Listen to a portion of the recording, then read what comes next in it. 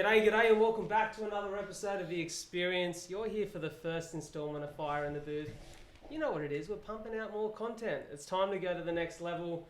You're hearing the 1 or 2 guest pods a week. We're here today to do something a little bit different. Everyone seems to love Joe Rogan, or as we call him, American Driver. Basically a copycat of my show and has been for the last 11 years. And he seems to be super successful with his companions. So we thought for a bit of fun to make things a little more lighthearted and not so inspirational, motivational and deep all the time. We just get a couple of lads here in the booth in the studio, the HQ, to basically go live. Don't grab it. We're in the middle of a thing. There's a call coming through. Can someone text Coop? One of the boys hasn't turned up. I'll text him. You know, the boys, the Wings Wednesday crew, there's always 1 or 2 that are live. Most of these boys are here for the first time in the studio. I'm going to start. You can actually be watching this on YouTube, Facebook, Insta when all of this comes out post-production. So I'm going to introduce a few of the boys. Obviously me here sitting in the Sixers jersey. Shout out to the boys eating the Least Conference. Benny Simmons, what a man. Beside me I've got one of my very good mates, Bids, Zachy Bidoff. Beside him, Mr. Ty Griever, as we call him, Fooney, because, you know, typhoons and that. Also, Ty was episode 30 or 31 of the podcast. One of them. Yeah, one of them. So talking about his business that he founded, Goon A, and also the man, the myth, the Italian stallion, the bloke with the biggest arms in the Southern Hemisphere. That's right. It's Stefan, or as we call him, Steffi Vella. Second biggest apart from fucking Darren Driver. Yeah, old mate Dad's Driver. What a weapon. But hey, we're here to just talk about a whole bunch of shit, to be honest. And it's kind of nice to be here super casual, just chatting with the lads. So, boys, say g'day. Hey, fellas, what's happening? Coops has just had his grand final as well. So, has he? Nice. If you hear little bits and pieces of like muffled speech in between, I'm belting down a whole heap of tuna and rice. Steffi's got sushi on the go, and the boys have got some grilled on the way. So we're eating here, we're having dinner, we're just having a yarn. Heaps of stuff to talk about. Some of the stuff that we sort of like business, sport, social stuff, what's happening in news and trending topics. There is so much of it. At the moment, some of the big stories are coming out of sport though. The UFC, that's mental. I know Fooney gets right around the UFC. Like struggling roosters as well. Oh mate, the struggling roosters. Actually, let's talk about that to kick it off, because Friday night to set the scene, me, my sis, her partner, went to the footy. Went to watch the Dragons play, which I don't often do, but bloody hell, Saints, they turned it on, hey. And then found out post-game, Benny Hunt, fracture in his fibula for like the last... I heard about that. Fucking 40 minutes or something of the game. Thought he had a cork leg. Yeah, thought he had a cork leg, played on a broken fibula. That's insane. How did he That's, play on a broken fibula? oh, I don't know, hey, that's so tough. I don't know if he got a shot at half time or something like that, but Yeah. you'd think, like, that's insane to get through a game, and he played well. But I mean, as a coach, you'd surely have more confidence in your fucking bench and your reserves to go, right, this guy's got a broken fibula, gonna keep him on over some other benches. Like, you feel pretty shit if you're on the bench just going, alright, this guy's got a broken fucking leg, but I'm gonna get places. Magic waters. Yeah, see, if they think it's a cork, I think a lot of the time those players play it down because they want to stay on the field. Especially when you're playing good footy, like when you're on a roll, you know what I mean? You're like, nah, I'm sweet. But surely you wouldn't be able to run to your full capacity though. You'd think, what a tough bastard, eh? Think about all the adrenaline too in these guys, man. In front of thousands of people. I mean, grand final, understand. Like, I've heard a story about people playing on broken fingers and this and that and everything else. But just for like a fucking start of club game at Winston. Oh, so you're not in front of thousands of people. I reckon, have a think for a minute here, like top sporting moments where people have been out in the arena under the lights, whether it be a final series or a regular game, and just braved insane injuries to turn up for their mates and their fellow teammates. Cooper Cronk of recent times. Cooper Cronk, another one, Sam Burgess, first like couple of minutes of that grand final, South and the Dogs, broken cheekbone or fractured like eye socket or something like that. That's crazy. Especially as I think he was playing lock at the time or front row, to go in and have like 80 minutes basically of footy with a fractured face. And you're taking hit-ups, making tackles, and he had an outstanding game. They won that game. Like, insane effort. Insane effort. I reckon there's a few up there, and there seems to be a lot of those stories from, like, the older days. You know what I mean? Like the 80s, the 90s. those boys that were just rough as. By the way, that's water, guys. If you're watching, Bits is just Straight. Yeah, well, mate, glasses would have been handy, but you know, Yeah. gotta make do. You make do. You make do. Be You put grateful on the for the water. experience. Yeah, man. The water's be grateful. 100%. UFC. Darren Till injured again. Shout out to Kyle, our only remaining listener. On Well done, mate. Kyle, if you're hearing us, mate, the address is 87 Crown Street. If you want to duck over here, mate, there's probably a bit of extra room on the booth. Come take a seat. We can shut this whole thing down. I'm sending you some merch. What a legend. What a weapon. Have you boys used Clubhouse? No, what he's done, he sat there, he was watching it for a bit and just goes, oh, I'm just going to take a shit, just chucked his phone in the bag, just left it there. Walked away. Puts on a current affair over this. Yeah, Tracy Grimshaw. His phone's fucking frozen again, I can't get off this fucking shit. I've got a good feeling Cole's from the US though, so he probably hears Cole, us let's- talking about Tracy Grimshaw. What is he writing? Helping hustling bosses build systems and automation to win back freedom. What a ledge. What a ledge. On you, Kyle. It's probably So just- for all you listening to the podcast who aren't on Clubhouse, we're going live on Clubhouse right now. So we're sort of seeing a few of the people that have come through, and Clubhouse is a weird platform. I haven't been able to get around it too much. Actually going to be diving into some stuff soonish, doing more of it, trying to build a bit of an audience, because I think it's an interesting platform, especially as a podcaster who's built an audience over here on Spotify, Apple Podcasts. This intrigues me. Have you boys tried it out? Never tried it. I've got the app, but actually haven't used it yet. But I reckon there's plenty of leverage in there for especially business chats. 100%. I've been in some rooms where there's some really interesting people talking where you pay $200 to go to a yeah. conference. This is the thing, like how many times, like obviously you know in real estate as well, how much do you pay for buddy Josh Vegan or... Bro, Like you top pay panels big and- dollars to go to a conference. Like I think this almost, I don't think you'll ever be able to replace the live experience. Yeah. And there's something to be said for that, but I think a live experience is probably more valued in, say, the music world or the entertainment space as opposed to conferences where people can Absolutely. be consuming that from their office. There's a certain part of the conference they want to consume as opposed to a whole thing. Yep. Like we've sat at the Australian Real Estate Conference a couple of 100%. times, which is run by one of my podcast guests, Tom Penos, and he's a great bloke and they run a great event. But there's certain talks that you get more out of and need certain learnings at certain stages of your career that you may not have to sit there for a whole day if you had an option like Oh, this. 100%, totally yeah. agree. And like, here's the thing: like, the information is going to be exactly the same as it was on stage here. Might not have the same vibe, but I mean, would you pay X amount just to get that vibe? Probably wouldn't. No, you just jump in here. 100%. You go to 4 different conferences in a day all around the world. And imagine Yeah, like exactly. hearing from like sports stars or celebrities and getting the insight into. I think that's where it gets interesting, Yeah. where It's not just channels like ESPN Yeah. get behind it, start broadcasting interviews Mm. with players that are exclusive, where people get to hear the audio and maybe listen to or watch the video later on ESPN It's or almost one of like those channels. Only And- fans for chats. Essentially. And the good thing is Makes sense, right? The good thing is it's so raw. Nothing is scripted. Nothing's structured. You don't know what you're going to get. So it's the excitement of like. Yeah. And like, how many times do you how like I guess valuable is that raw footage of celebrities when they're younger and this and that? How many times do people look back and see that and go, "Whoa, that's crazy"? That's the True. like Ricky Ponting or someone like hitting a golf ball at the beat in his backyard, sort of thing. Like that stuff is so raw and so It's stuff that like it'd just be the same as this. It's stuff that is, like you said, it's so raw, but it's also, it's unheard of. We rarely get access to these people, and that's what makes them, I guess, so highly sought after. Yeah, well, Elon Musk was jumping on Clubhouse the other week. That'd be a guy I'd want to listen to. Is there a Yeah. cap to the room event? Like room event? Like, I Um, mean, if Elon Musk is jumping on, well, everyone's going to want to probably tune in. I and think listen, there like- is certain caps to You rooms. probably set. I mean, I I don't don't know speak much with about it. Elon, obviously, so I don't mind Yeah. about the actual how many people. And I was up there with Elon. He's Yeah, like, well, "Get when you off get what's to happening text around him, here." when you get to text Yeah. him, yeah. Beard's Yeah. the rocket expert. Well, that's it. Yeah. Well, that's the thing. I just said, mate, just use fire. Yeah. Gets it higher. Yeah. That's the old saying. Wait, did back anyone at Tesla. did anyone watch that? Where they tried to shoot the rocket No. I The just SpaceX fell thing? dramatically. and it like kind of went up and it fucking exploded. Yeah. Just turned.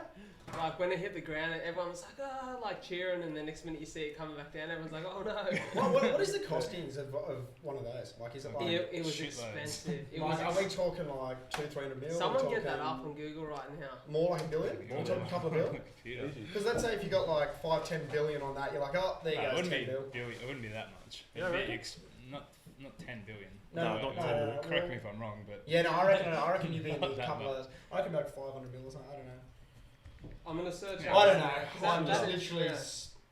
speaking out of Okay, my let's ass. have a look. I reckon the second launch would be heaps cheaper than Cost- the first. cost- Oh, welcome Nadine. Cost of a rocket to build. Here we go. Nadine, how are you, Internal Nadine? communication Thanks for jumping on board. specialist. Here to Okay, listen, how's learn, this? and How's grow. this? Love a little sunflower there, Nadine. We've got Okay. Jamie here. So all very impressive, but what really sets SpaceX apart and has made it a 1.6 magnet for billion. controversy are its prices. As advertised on the company's website, a Falcon 9 launch costs an average of $57 million. That's for the launch. Is that just for the launch? Is that? It's a party, Everything. party trick. Is that? That's, Yeah. But Basically. Look at the next one down, Brado. You've got NASA says moon rocket could cost as much as 1.6 billion per launch. Oh, Yeah. That's okay. that's Here's, just gone from 0 to 100. okay, here's a Fucking- very genuine question, Mm. right?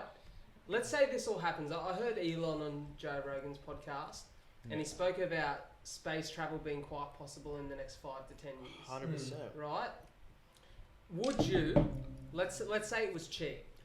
Let's say, which it's not gonna be, but let's say it was cheap and we all had a ticket to London Yeah, or a ticket to 100%. Ticket to Bali. Would you go to Mars? If it Are we took- talking day trip? Take a few photos, jump on Yeah. back, or are we talking? or are we talking living there? Like I'm talking a trip. So Depends- say you can do a depends three. what's there. Paint me a Like, picture. are we What happens when I talking get like? there? Are we Well, talking but about that's the going to the thing, Hyatt so- Regency, grabbing a 5-star room, looking out at the fucking The Rock? Because planet's orbit? here's the thing, right? They're talking about at the moment launching a hotel in space. Yeah. Right, where you can go up there for like a long weekend. Yeah. So you go up there. I don't know how far into space it will be and how long it will take to get there, but I can't imagine them doing it that it takes that long to get there. Yeah. It'll be pretty close proximity that you can look down at Earth. Like it'd be pretty cool. Wow. But would you go there for a 3-day weekend? What would you do in 3 With the days? Let's risk go for a of- walk. No, can't. Well, Let's it's go the to- risk. No, can't. Let's Yeah, go. Let's sit in the hotel. yeah, but hold on. But it's pretty cool, right? It is. Just I think- people- Yeah, but you'd be out there with like zero gravity. So Yeah. that'd be hectic as It would well. be Yeah. incredible. Would So you what happens go? when you get Yeah, pissed? 100%. 100%? Yeah. I definitely would. Yeah. Yeah. Give it a crack. What about the risk of getting there? The risk of getting Depends there. if Elon's controlling it or not. Yeah. Well, the If we Wait. go to random. Are we talking about the probability of the rocket actually shitting itself on like halfway through the 100%. trip? Yeah. You know, Well, I'd, yeah. have to do a little bit of statistical Mass- research first. Bit of a Yeah. risk factor there, but And see what the actual odds are. But I mean, if Reckon Elon I- goes, yeah, no, I'll be sweet. Yeah. Probably not. yeah, I Do think you, can you see like in our lifetime? So we're all, for everyone listening, we're on the pod here. We're between the ages of like 24 and 28, and I think in our lifetime, as we get to like our elderly years, like 80, 90 plus, and fucking God willing, we all get there. Right? That's one Yeah. thing. But if we all get there, do you think we'll see space travel and like people living in Mars in our time? I believe so. Why do you no, think no. so, Steffi? I'm I keen to think hear I think Steffi's I thoughts think here. I think technology is advancing at such a rapid pace. You look at what companies like SpaceX, like what Elon Musk is capable of, what that company's capable of doing in the matter of 10 years. Because when he started SpaceX, I think when he sold PayPal, he Yeah. invested I think like 100 million into SpaceX. And that company's just grown from there to there in the space of like a couple of years. Not in the space, no pun intended. But Yeah. in the space of a couple of years. But like, I think in the next probably 10 to 30, or maybe even 30, 20, probably 20 to 30 years, I reckon we'll start seeing some rockets going out of space, man. Definitely, and people actually have it, like not having it, but like being able to go there. More. It's an more interesting society. You know, concept, it right? takes 6 months to go from Yeah. Earth to Mars. That's the so thing, They but put you in like a apparently- semi-induced Here's coma. the, Yeah. no, but That's here's not the help. thing, right? 6 months. 6 months Oh, travel. is that long enough to go to fucking Yeah. get to? Oh, fuck Yeah, that. They put you in like So a it's only- it's coma. only 5 hours Yeah, in but Bali. hold on. Here's the thing. Bring your phone charger, beards. For me, this is the most interesting thing, right?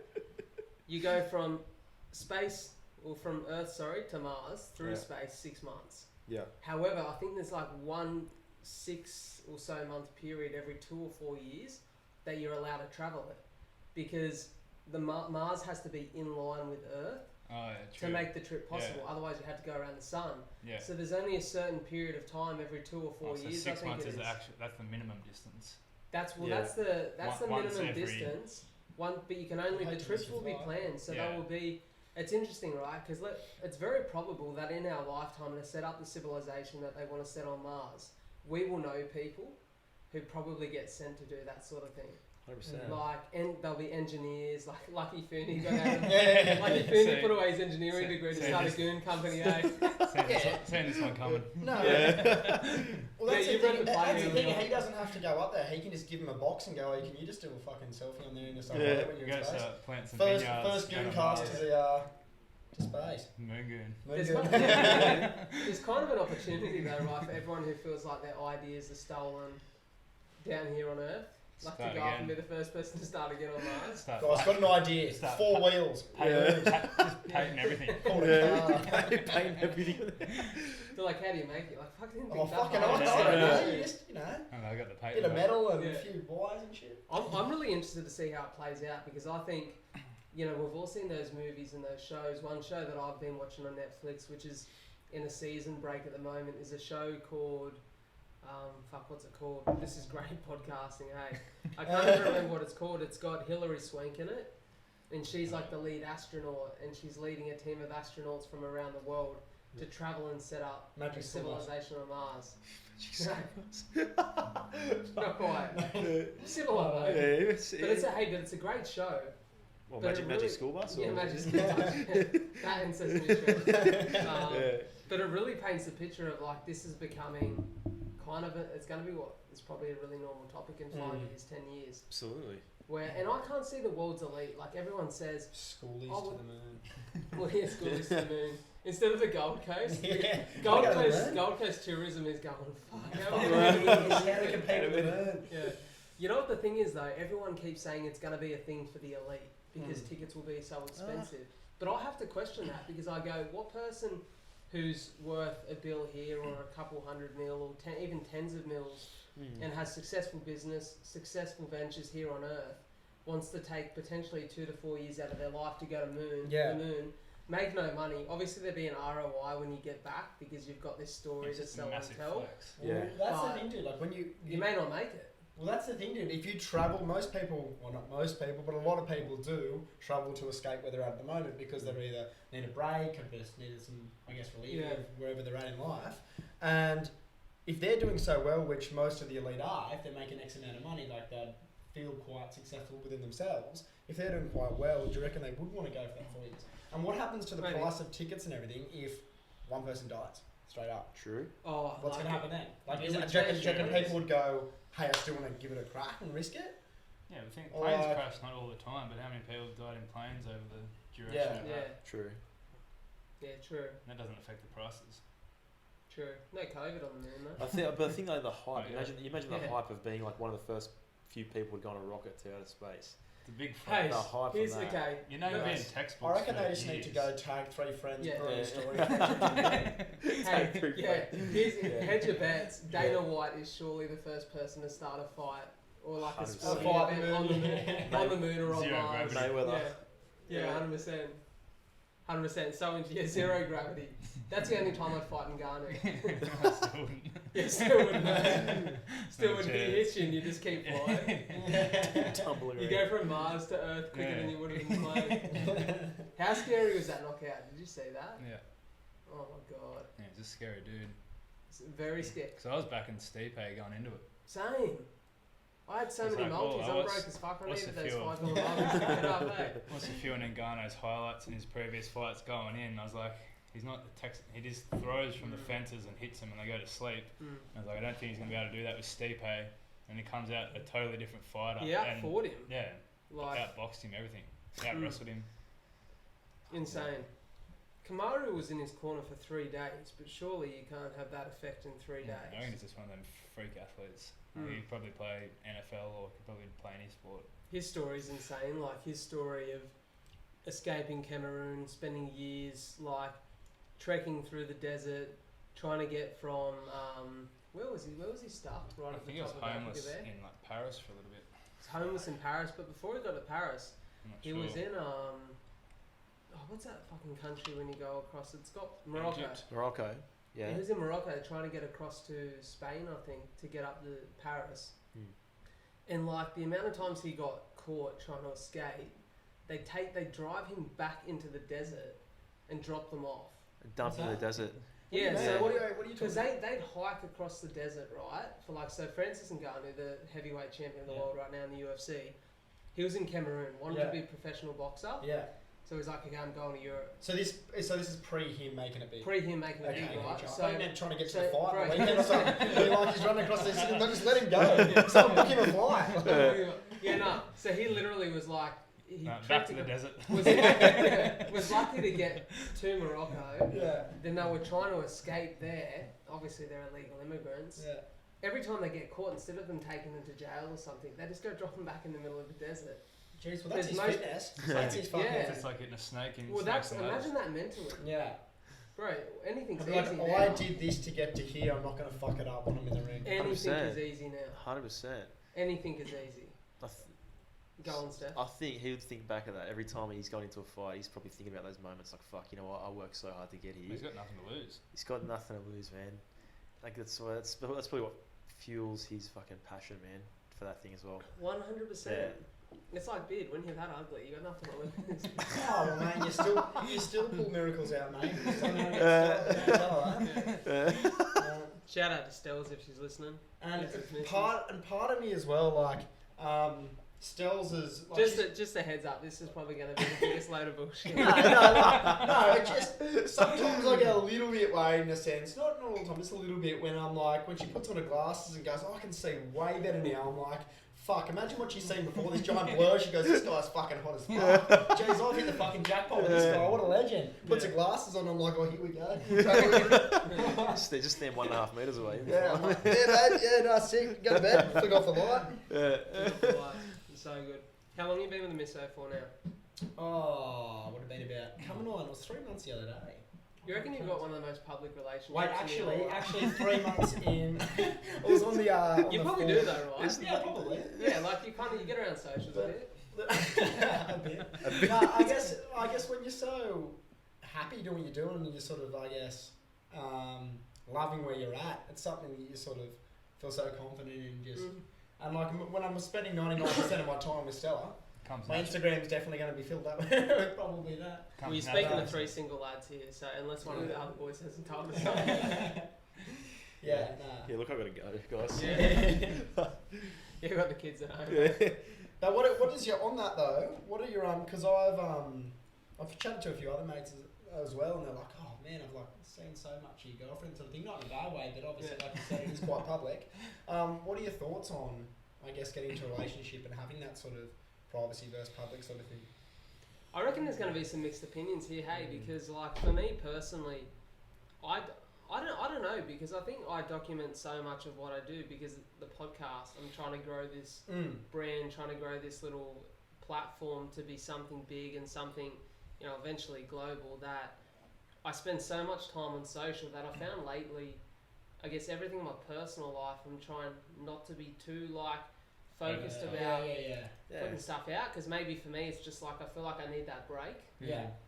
And just almost that break to keep my mindset really healthy and get away from my phone a little Just bit being more. present. Absolutely. Yeah. Oh, Yeah. you know what? Like different strokes for different folks, as I say. But like, you know, like I think, like Bits is saying, if you're genuinely happy with your Yeah. life, doing what you're doing. I mean, to some people, it's like a journal.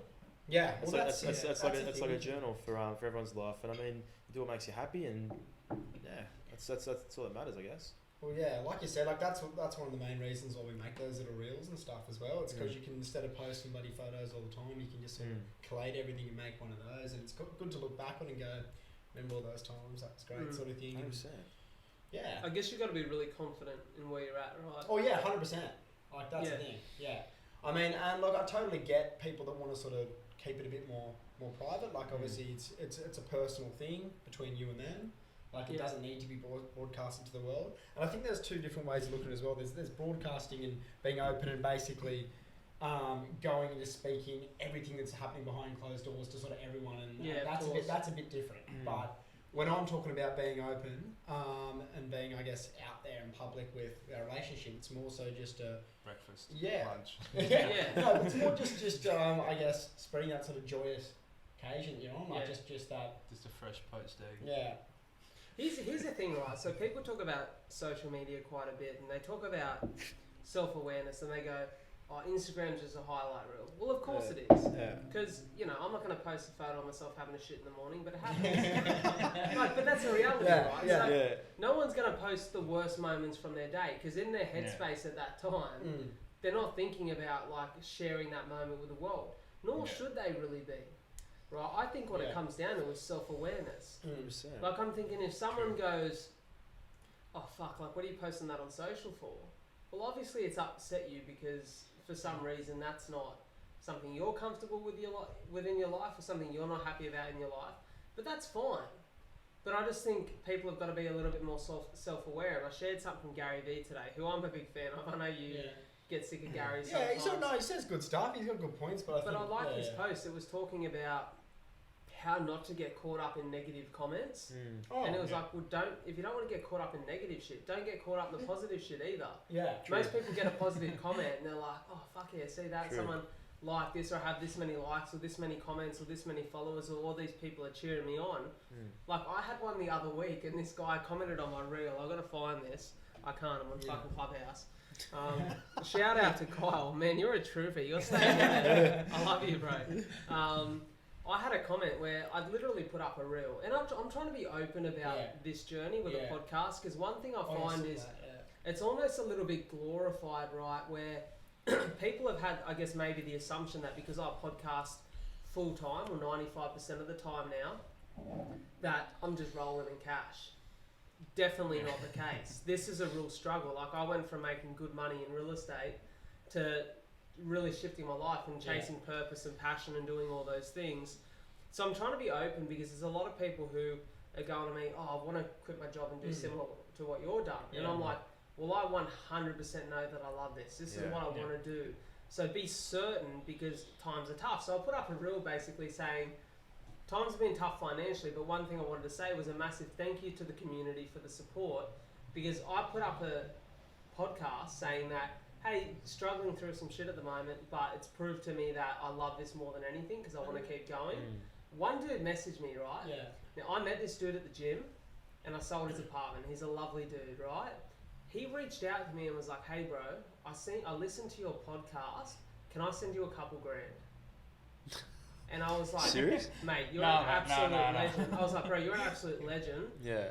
And like, I appreciate the offer, but it's all good. I've got to own my circumstances and get out of this myself. 100%. Just because you're on fucking I'm filming on this, mate. But like, I put that up saying like people's generosity and like willingness to help and support is incredibly overwhelming. And if you allow yourself to see that, the support's great. So I put that reel up, and some dude comments on it like, bro, you're a fuckwit or something like that. I saw it. Go die. But he had a complete point. Like, it's so true. Yeah, you are a complete fuckwit. Yeah. It's not one of those things that, oh, we had an opinion. It's fact. What really rubbed me though was like, it was my mum. No, shout out to Di. Hey, Di. You're gonna get a phone call in about 20 seconds. No, I didn't. Brad, what the fuck is this? But yeah, it's funny. I think for me, like, I can see that and just not be fussed at all, because I'm like, well, I know my intent's good. I know my nature's good. Well, that's exactly the thing. If it comes from knowing that you are doing this for your own personal reasons, not for anyone else, then that's all that matters. It's so funny with opinions though, and I love this. Like, opinions, everybody's entitled to their own opinions. There's no right or wrong opinions. If someone doesn't like you, that's totally cool. They're entitled to that opinion. Doesn't mean they're a bad person. Doesn't mean there's anything wrong with them at all. Like, it just means that's their view. It's all subjective. That's their view on this certain thing. It's like saying, okay, well, I hate broccoli, but that doesn't mean broccoli's bad, does it? A lot of people fucking love broccoli. But it's just that just because someone says it's bad, it doesn't determine that whole thing's Can I ask, have you experienced any negative comments being quite public about your relationship with Stelz? Like, have you had anyone visibly come out and like message you or comment or? I've had people say, "When's the wedding? When are you having kids?" Yeah, and you've done it. No, I haven't. Nothing real negative. Like, well, not to me face at least. And I mean, like, if someone does have a problem with it, well, that's totally cool. Like, if they don't want to be, I guess, want to see some of the stuff we post or anything like that, that is totally fine. I don't mind it. Go away. It's kind of like a good way of explaining it. It's kind of like a house, right? Like, you have your house you live in, right? That's like your Instagram page. It's like your house. And you decorate it the way you want, you put everything up the way you want, you set it up the way you want. And it's like someone literally walking to your house and going, shit couch. Fucking hate that photo on the wall. Look how shit this looks. And just goes, but I might keep staying here in your house, just ripping it to shreds. And it's like, well, mate, I don't really want you in my house. You can Great walk out. analogy, I don't mind. Good analogy. You know what I It is, mean? Like, it is a it's very good just, analogy, actually. it's just, and you've got to create and the like- home that you're comfortable well, that's it. living It's in. your home. It's That's you're right. putting it up. It's like it's almost like your artwork. It's like your life you're throwing out there. And Yeah, like, and you I don't know, mind if someone doesn't have a problem with it. That's cool. And I think that all comes down to back onto their own. I'm not saying it always 100%. does, but back to their own insecurities. They might be sitting there Absolutely. going, "Damn, I wish I had a good relationship. I wish I had a loving girlfriend. I wish I had someone that would treat me Yeah. so amazing. Just had this great future ahead of you guys." And I think that there's a lot of, I wouldn't say jealousy or being envious. I mean, it could be to some That's- extent, but I think it yeah. just comes back down to your own insecurities, whether it's past experiences, what's going on in present, or 100%. future. So Can I ask 100%. you boys, like Fernie, you guys have both done similar things in the fact that you've left jobs Mm. and stable jobs that you'd worked hard for. You've done your uni degree, you've done your apprenticeship. Mm. Fernie, so for anyone listening, Fernie left a career as an engineer and started a goon company, which is obviously wild. Did you cop any real negative feedback or negative comments around leaving a stable job that you've studied for 3 years, 4 years at uni? Yeah, well, pretty much most of it come internally from my family, actually. Yeah. So that was. How do you deal with that? I was just passionate about what I wanted to Mate, do, and kind of thought, well, what's worst case scenario is like I lose all the money in my bank, and I end up back where I am, move back onto my parents' couch or my nan and pop's couch, recuperate, start again. And I Yeah. was like, worst case didn't really scare me that much, and I was like, well, if that's worst case scenario, then I don't really have anything to fear. and Absolutely. So it was Absolutely. kind of just putting everything in perspective, Absolutely. really. Like I didn't. Yeah. Worst case scenario didn't fear me. Like I live in. I'm so grateful to live in this society now, where like if I did fail, like I wouldn't literally be homeless on the street. That's right. Yeah. I've got there's options. Exactly right. not to interject again, sorry Vince, but it's like an awesome thing you just said then. But it's like, would you be able to? I think living with yourself, knowing you had a crack, would be much easier than living with yourself No, knowing that you was didn't have a like crack and failing. Like, my you know what I biggest mean? fear, or the thing that deterred me or motivated me the most, sorry, was like getting to 40 and having like guilt or regret. And then I was like, yeah, there's nothing, because once you get there, you can't go back. yeah, And I was like, So I'd scary. way prefer for this to go ahead and fail than get to 40 and have regret. yeah. So I was Yeah. like, I'm not scared of worst case scenario, but I'm scared of like down the track of having regret. So I was like, stuff it, I'm going for it. Yeah. I want to come back and talk on that theory of regret in a minute, but I want to ask you one more question before I pass on to Steffi. Yep. Why do you think so many other people are scared of failing? That's probably just I have a theory, but probably the opinion of others or how others I Absolutely. perceive 100% it. agree. That's I think so it's true. I Whereas think it all kind of- comes down to perception of people. In my early 20s, I was probably a bit egotistical or a bit arrogant and didn't really care what other people thought. So I guess it worked in my favour. So it's got to So- be. Ego's important in some way, right? Yeah. And it Definitely. always I guess comes back to confidence within yourself, though. Absolutely. And as soon as you've got that confidence within Self-awareness. yourself, and as soon as you've got that purpose, like how many times I remember when you were starting your podcast, bro. How many times you like, dude, like I found my purpose, I know this is what I want to do, like I'm Yeah. passionate about everything. You didn't give a fuck about what anyone else thought. You didn't Yeah. care about what anyone else thought about this. It was you were on, you had your blinkers on, you're on a one-track mind, you're a horse at the finish line, just Yeah. bolting to get to where you need to be. sort of thing. 100%. So, Just getting pipped by a roughie. Yeah, just Absolutely. at the post. Steffi, talk about your transition because you went from an apprenticeship as a builder, working on big sites, and getting, I guess, for what some people would be dream positions in companies. Mm. But as an ideas man and a man that's extremely driven, you're one of the most driven people I know. What was your theory and thoughts behind going out and really testing and sort of tasting all these things for yourself? To be completely honest, my answer is very similar to Fooney's. So I think if you're passionate about what you do, you'll do it even if the odds aren't in your favour. And I believe in, you know what, you've only got one shot at this life. Why not give it absolute fucking best crack you can? And so I think for me, like I always knew from a young age that I wanted to obviously get into business. I love business. I read posts every day about business. Like I like to educate myself in that area, and obviously real estate too, property. But I think for me, if I can wake up one day in the future when I'm 40, 50 and look back at myself and say, you know what, fuck, you've given it the best crack that you could have. You've started something from scratch. You've built an empire basically just from your hard work and just from your ambition. Like, oh, that to me is that'll make me happy one day when I've got amazing people around me like I do now. But if I can keep going on that path for the next X amount of years, I'll be a happy man. And Yeah, so I I love think that. I think with what I'm doing now, obviously I took a massive leap, but I think you've heard that saying of no risk, no reward. Yeah. So I mean, how do you know unless you try? And like exactly what Ty said before, I mean, you really want to be 40 years old and have any regrets. You really want to wake up and say, fuck, I should have done that. I should have done this. Oh, what did I think? I had an amazing idea. Why didn't I bring it to life? Like as if you. I think the younger that you are as well, the better the opportunities Absolutely. to take risks. Absolutely. Well, you can fall on your ass and pick yourself Yeah. back Oh, up. 100%. That's It's one like thing right for now, I me. don't have like a mortgage, a family, or Absolutely. anything like that. So if I do hit rock bottom, it's just on me. It's a And little Here's the easier. thing, What- right? What Sorry. is? No, you Go go. on. You Go on. Yeah. No, go on. No, Because I I was was going to just- change topic a bit. Oh, okay. No, I was just going to say, what inspired the moves like sunbaking on the Amalfi Coast shores as a young kid to the high-rise buildings I in knew the you were city? gonna get to that. What made I the knew- switch from like that sea life, that going out in your boat and throwing Yeah, a lot over yeah. the edge to up and high rises? Mate, there's only And a second question to that: when you're on the high rise, do Yeah. you try and build the biggest tower so you can see the ocean, so it gives you that sort of sense of childhood life? You know, there's only so many fish in the sea, so one day you got to fucking make that Yeah, well, transition. that's That's it. But the Let's, Amalfi let's Coast- dive in a I can love second for regret. Yeah. I really want to touch on that topic because it's something that fascinates me. How many times have you heard? You've heard every motivational speaker talks about it. You've got one life. What are you going to do with it?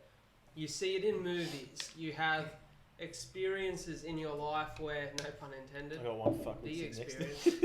You have experiences in your life where someone will, say for example, have a near-death experience Yeah. in your family, in your close friend group, and you go, oh shit, life's short, I've got to do something about it.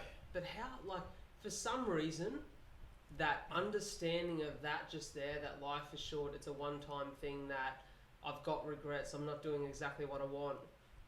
The realization doesn't last that long, it seems. Like, it seems like most people figure that out, and for 2 weeks they're motivated to have do this something drive and amazing, do everything yeah. they've ever dreamed of, and then all of a sudden the fear and anxiety of it all.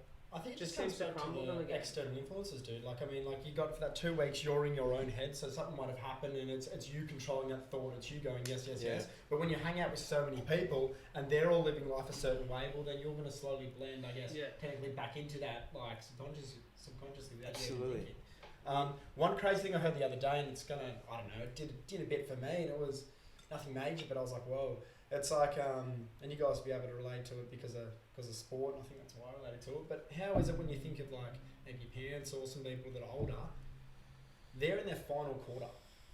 How crazy is that when you think of like a basketball match, or something? It's like they're in their final quarter. Yeah. It's like that's it. Mental. You know, when you like you've got literally got, or in a soccer match, you might have 10 minutes left on the clock. It's come to extra time. You need that goal, and you look at them, and you're like, that's where they're at.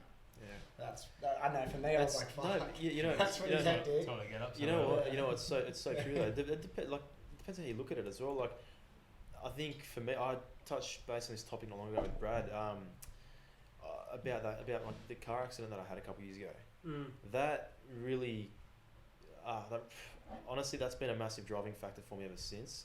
Especially with my field of work. Like, I realised how lucky I was to escape a head-on collision with a drunk driver. They hit me doing 120 k's down the coast, and I was very lucky to walk out of it without even a scratch. So How old were you at the time? I was 21, so I was 21 at the time. But I just finished work. I finished working for a company that I wasn't really happy at, and I was starting my new dream job on the following Monday. Anyway, so this happened on Friday afternoon, 3:30. Fuck of all days, but I realised. Way to the heart. I'm on my way to bloody. Did your forearms save you from Yeah. this? man? I just held up my forearms and the airbags or Yeah.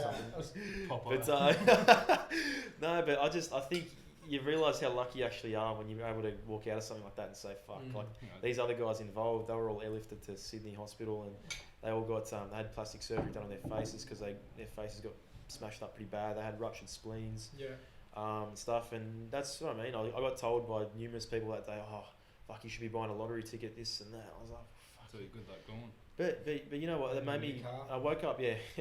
Well, that's the thing. I hopped out of the car. I said, "Fuck, this is going to be expensive." Yeah. but no, I think that's what's been a massive driving factor for me ever since. And obviously a lot of other like personal stuff for me as well. Like I got asked the question the other day, what motivates you, what drives you, and I think my answer that I had before was probably very similar. Being able to wake up one day and say, "Fuck, you know what? I started that from scratch," and I think that's what's super important to me. And saying, you know what, I haven't had to step on any toes to get there. If you know what I mean, like Yeah. I haven't. Important, Yeah. right? Yeah, Yeah. authenticity. You haven't had to. Yeah. Ethical. have the 100%. dog world sort of mentality. 100%. Yeah, it's crazy because I haven't heard that story from you before, but I had a similar experience when I was 18 and a half. I was on the other side, I was a drunk driver. Yeah. But me and my mate rolled a car on a country road doing Yeah. like 140 Wow. and rolled like along the road Yeah. and then landed back on the wheels on the road with trees either side and like we drove off and hit it in the bush. Yeah. Like I didn't have a single scratch on me, but like when the car was rolling, like you literally shut your eyes and it's like I was like, this is it. As soon as I hit a Yeah. tree, this is it. Then landed back on the wheels and then pretty much from that That scares kind me of just like hearing that. Hey. Yeah. yeah, it was kind of like from that, or kind of had like the analogy like that I should have, or like statistically speaking, I should have done it then, even though I didn't have a scratch on me, but it Yeah. definitely does something to your psyche. Like, Absolutely. you can definitely do it. And then like I don't know, in scenarios in life when I was kind of scared, I'd kind of picture myself in like third person already dead, like playing like GTA. Yeah. I was like, yeah. if you're playing yourself in GTA, you just go do fucking anything. And I was like, I'm just Yeah. gonna go do that. Yeah. I'm Wow. just living like That's I've been mental. blessed with like a second opportunity. So do you find that as a massive driving factor for you too? Only since only in that? situations, not like every day, but like Yeah. in like difficult times or something like that, I can leverage off that. I got a few Think about different that. things I can leverage off. Yeah. Absolutely. But I don't know. Yeah. I don't know what my actual true driving force is because I've tried to give up heaps of times and I can't. Yeah, I that's honestly can't give up. So I was like, That's the thing. I think I've just got like a massive fire in my belly. I think I always have, which I'm super grateful for. I've just always had issues when I was younger trying to direct that energy to like good causes. Yeah. You know what's interesting? That theory, right? Like trying to give up or the thought of giving up. Because one thing that I found through, for me, what's been the toughest period of my life financially, usually when something's tough financially, you just give up and you go find a job that's easier, Yeah. right? You go find a job that's easier, that has stable income. You don't have to work to the top of the ladder. You don't have to hustle the silly hours or do the extra stuff. For me, I've just become more motivated with every little hurdle, Yeah. Yeah. where I'm like, okay, You know, it's me know it's authentic. like I've Absolutely. got to be honest, right? I'm sitting there at the moment and like, I've been presented with the challenge, like commercial rent's about to come out, my home loan's about to come out, my strata bill just got sent through, and I'm just like getting caught with bills, and I'm thinking I literally can't afford to pay all three. Yeah. Yeah. So how do I figure this out? And I'm finding ways to figure it Kenny out. Street. Yeah. I'm finding ways to Could I figure get it credit? out, right? Yeah. Yeah, here's the thing, hey, OnlyFans starting soon. Yeah. No, but that's, you Switch find the a roles. way, and it proves to you more than anything that you're doing the right thing, because you would just take an easy way out if you weren't. Yeah. But when you really Yeah. love something, you'll find a way to Yeah, make I it haven't work. had income for 2 years. Yeah. Still going. That's the thing, like you just have to find a way somehow. Here's the thing, right? Don't you think that people just go, we started a business, you're going to be sweet, you're An going to make income money. on paper. Yeah. Yeah. Yeah. Remember everything you say on this podcast goes live. But you know, What's that? the crazy, It will be used yeah, against you. in the court of law. The crazy thing is though, it's just you prove to yourself exactly what you're meant to be doing. And for me, that's what this has done. That's what this Yeah, period I've like has thought done. about it. Like I don't think I was put on this earth to sell like budget booze, but if that was my purpose, I'm gonna do it better than anyone else. Yeah. And I think I want to go. I don't know. I think there's something like I can feel like almost intuitive. Like I want to go into helping people in some form or way. I Yeah. don't know what that looks like at all, but I've just got like a intuitive Oh, sort of this like is a driving stepping stone force. to get you there. No, I think it was if Gune can be like a financial platform for me to leverage that off. Like it's literally only. It's not even like a sentence. It's just like a thought, pretty much. Well, or like dude, an who's to inkling. say you can't get someone else to run your business down the track, keep it there, have some sort of input, and then Yeah. you go and do your own thing and use Yeah, that money to leverage up. Definitely. That's what I'm thinking. Like something along those lines would be my purpose. But if it is selling budget booze, I'm gonna do it better than anyone who's done it. Yeah, I like that. Bit, have you had any moments that have been, I guess, shifting in your perspective, in your mindset throughout your life? Oh. Because you're the oldest statesman here in the booth, aren't you? You're 28. I keep forgetting that. It's funny how when you get to a certain age, you just don't look at aging.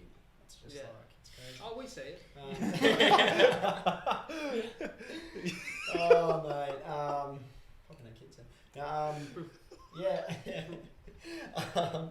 Yeah, I guess that's such a broad question because there's been so many events in my life that have changed my mindset. There's been so many things that I've overcome, so many things that have sort of happened that's changed. Like my way of thinking 10 years ago was different to my way of 8 years ago, 6 years ago, 4 years ago. Like it's always changing. And I think it's ever growing. I think we always work on ourselves and how to improve ourselves. Post 25, I've definitely seen a massive shift in my mentality. Because I reckon you've got some changes that happen due to maturity and over time, and then you've got others that happen due to events, and you've got others that happen from little things you hear here and there, and the people you hang out with. There's so many different from experiences that you face over time. Yeah, that's what shape you into the person. Yeah, 100%.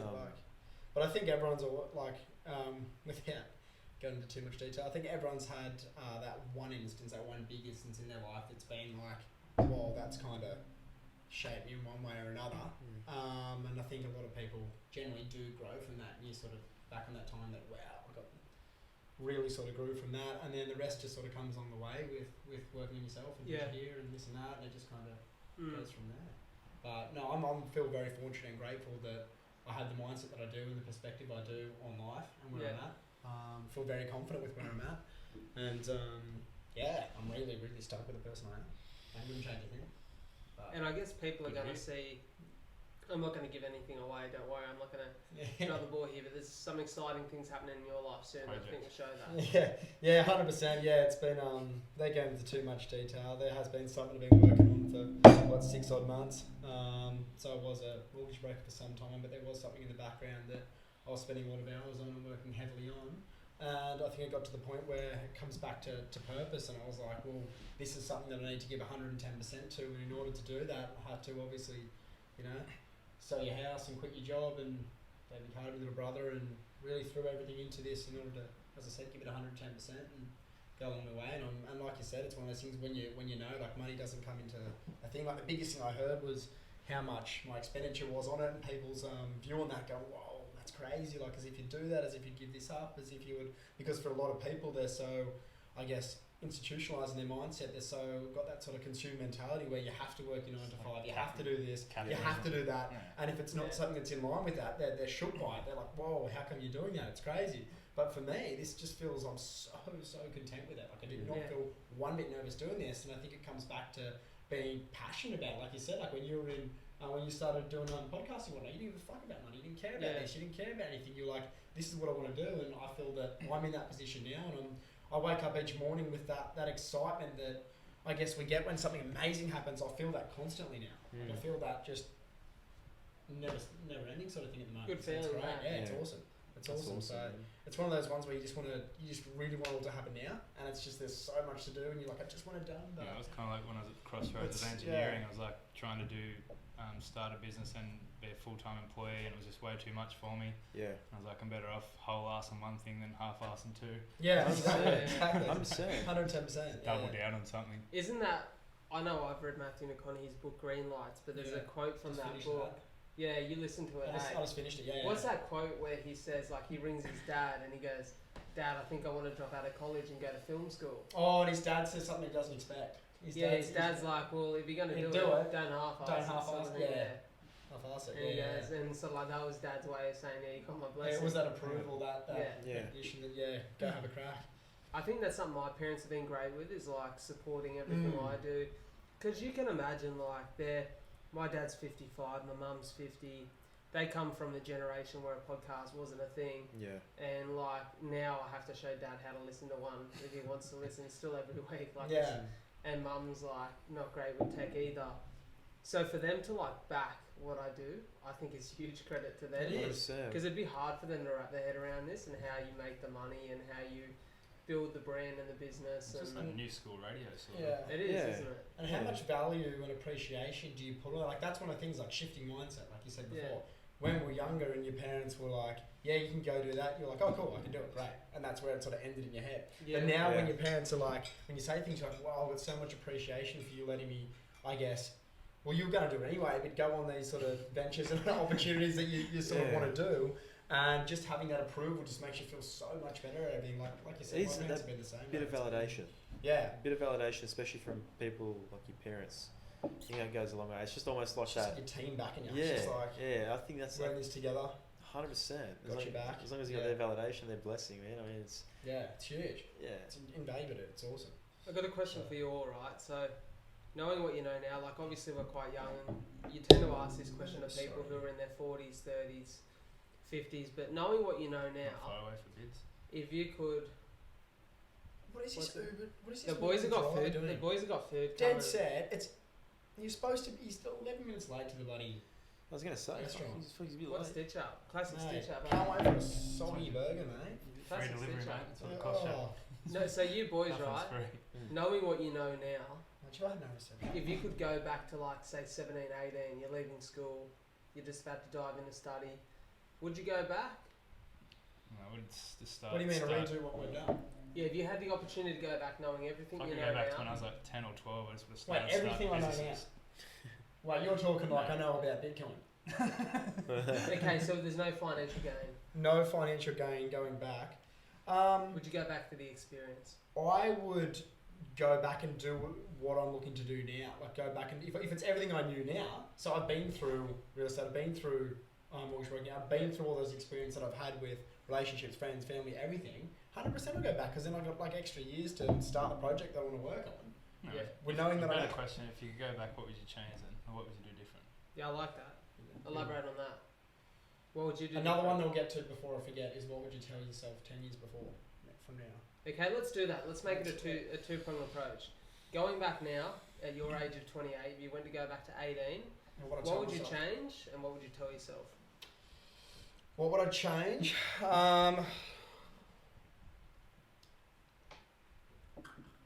Well, it's hard. It's one of those things that like, why would you change something where you're so stoked with where you're at now? If I was in a place where I wasn't Yeah, stoked. but here's the thing, right? I want to Yeah. say, so, you know, the whole no regrets thing, fucking tattoo on your chest, Yeah, on I know. your head. Regrets. If you do, you're Yeah. probably full It's of just, shit. it's just, Because I think that everyone's got regrets. Absolutely. I don't- when I I say don't like buy- no regrets, I don't have anything that stands out that I regret the most. The only thing that I regret is like actions that I've done that have caused other yeah, people, yeah, other people, yeah. Yeah. that have caused other people pain. But I think, Yeah. I think I think- everyone's got I mean, regrets. that's helped My you biggest, grow though. biggest fuck That ups is- are like being my biggest learning lessons. 100%. Like, I That's the wouldn't- I thing. You've wouldn't take grown them from back. them, dude. So would you Yeah. take that growth away from yourself?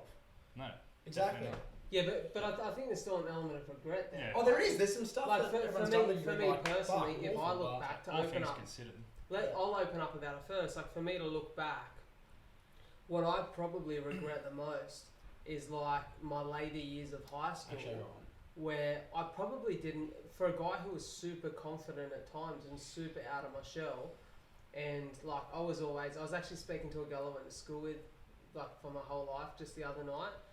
Caught up over messages for the first time in ages. It's cool to see that like she's going off, like she's bought a house with a partner, they've got a kid on the way, and I'm like, you know, like so, like they're adulting. Yeah. And it was interesting. We were sitting there and we're having a chat, and she was like, "It's funny to think that you were literally destined to do this because at school, you were a performer. Like you jumped up on stage, you were the dude trying to make people laugh, the dude trying to lead the performance.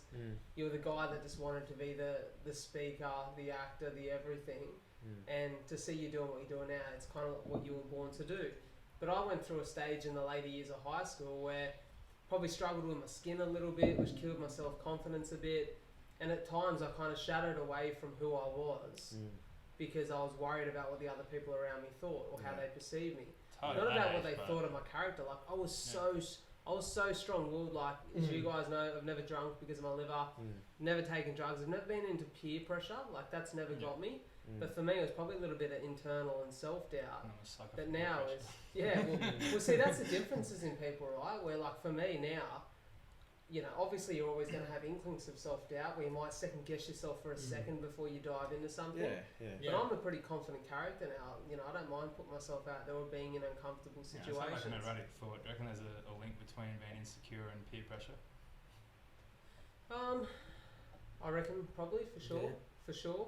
I think that's probably where a lot of kids actually struggle and get sucked into that. Yeah, I think when you're younger and you got all this like, and even sometimes your mates might be joking around when you're young, going, oh, blah blah blah blah blah. It just makes you, it just jogs your head. It makes you think about it, and then if you get in your own head about that, that's when it does it. It's kind of like you kind of put yourself into that. You do it to yourself after a while, and it's hard to block it out, but because it's interesting. Like I reckon now, and it's probably why, to be honest, the last couple of years, I've really been drawn to characters in media, social, sport.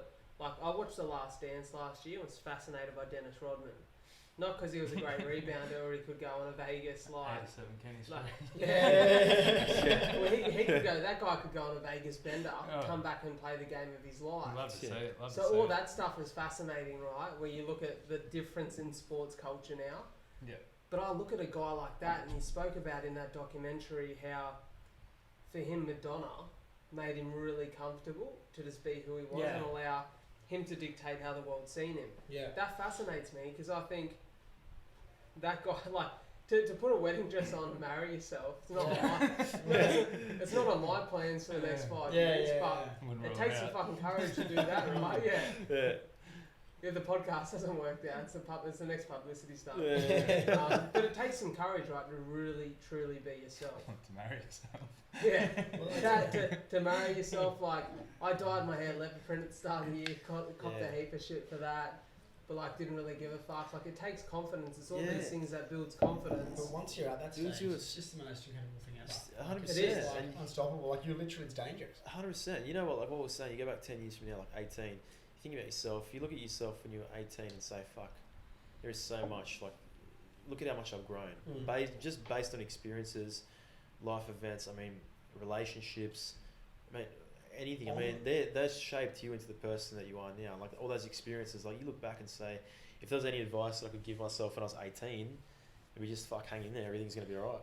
100%. That's and all I on can say. that relationships is a funny one. Like I was just thinking back then to go, what would it be? And I think, because you know how much I love love. Like that's like, I've always been there. But no, really? I know. I put it higher than everything else. Yeah. That's what it is. Like everything else is just a byproduct, is a tool just to get to that spot. And I think one thing I wouldn't say to myself is don't lose yourself. For love, because obviously one thing, as you know, a while back, and you guys know as well, it's like you fall into this trap of completely losing yourself in the chase for love, in the hope that you think you've found this, and you start losing yourself, and you start losing friends and losing everything around you because you're so absorbed in this one thing. You don't want to give up on it. It's like that fighting thing. It's like, I have willpower, I don't want to give up, and those things can have a negative effect sometimes because they can head you into another direction where you don't want to head. And I think that's the biggest thing I'd say. Just I don't know how to say, but that's the thing. If I brought myself back, here's something I've never shared on the podcast, which is maybe a little bit of a regret of mine, right? I don't think I've ever shared this like publicly, so listeners are getting a dead set scoop here, right? So this is actually pretty serious. So you talk about like love and relationships and that sort of thing. So if you know me, you know I'm a picky human being, right? Like I'm a picky human being when it comes to relationships and people. Why? Not because I think I'm better than this person or better than that person. The reason being is I think that time is the most valuable asset in the world. Now, as someone who was born with cystic fibrosis, the harsh reality is that time isn't always your best friend. And whilst I've always been healthy and well and healthier than most people with CF, which is a huge blessing and something I've worked hard for me, there was a real fear growing up that, if you know me, you also know I love my family so dearly, like they mean the absolute world to me. There was a real fear growing up that when I was in my teens and like you start looking at relationship opportunities, you're going on dates, you're seeing girls.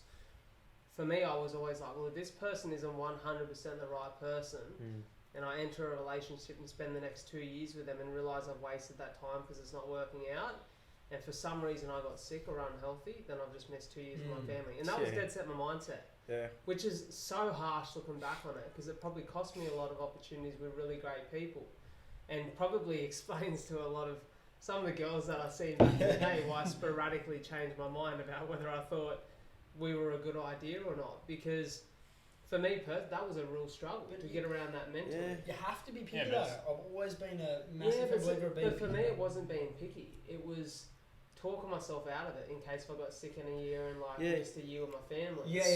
Which is like such a negative mindset. You have to be picky though, because if you just go to someone and go, oh, this could work, it could be alright, and then use that time, and then it does work out, you know what I mean? And it's kind of like... I think it's why I value too people in my life that have been there when like times have been shit. You know what I mean? Like for me, whilst I've got many acquaintances and people that I say g'day to and hello and bump into down the beach. Just like people I come across in the street and say g'day to and can have a general like I've probably got I've got stacks. I've got stacks of people I could sit down for a coffee with and just have a general yarn. Yeah. But there's only very few people that I'd invite into my home to like sit and chat and like know my family, meet my family, or to come into my personal life, or I really open up with, because for me they're the people that like I know if I was sick, if I was going through a tough time, they'd be the people coming to visit me at a hospital. And so for me that's something I really struggled with relationships earlier on in my life, is just that relationship with time. It's a scary thing. Time, you know, it's the one thing on this planet, like money, you can lose it, get more of it back. You can't get back time. Yeah, I don't think I've ever had not like that aspect you've got now. Like it's only just kind of come into my life now. I'm also like being a lot more critical of my time. As opposed to when I'm younger, it didn't even cross my mind. But then again, I didn't have an illness like you. Well, for me, it was probably, you know, and like there's been a few moments where it's sort of hit me how quickly things can change. And you know, if you followed any of the 42 for CF stuff and the marathon stuff, that was all off the back of my lungs bleeding. And the first time I had a bleed in my lungs, I was 18, and I actually had pneumonia. That's why they were bleeding. But it's the scariest thing ever. You start coughing up blood profusely, and you don't know why. You literally just assume that you're dying. Like when you can't stop it, like you assume that I'm gonna die. So I remember racing to the hospital.